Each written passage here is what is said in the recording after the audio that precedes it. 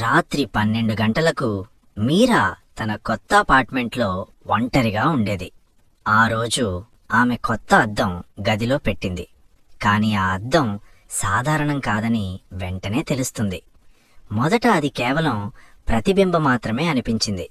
కాని గడియారం మిడ్నైట్ కొట్టినప్పుడు ఆమె గమనించింది, ప్రతిబింబం తన చేతిని కదిలించలేదు, కాని అది కదిలింది. చీకటిలో ఒక సైలెంట్ బలగం వినబడింది. హలో మీరా, ఆడుకుందాం. భయంతో ఆమె వెనక్కి దూకింది. కాని ప్రతిబింబం అద్దం నుండి బయటకు అడుగుపెట్టింది. దాని కళ్ళు చీకటి, నవ్వు అసాధ్యంగా పెద్దది. మీరా అరుపు పెడగా గది మౌనంగా మారింది. ఆ రోజు రాత్రి పొరుగువారు రూమ్ తలుపు లోపలి నుండి తాళం కట్టబడిందని చెప్పారు. కాని మీరా కనిపించలేదు. మిగిలినది కేవలం అద్దం.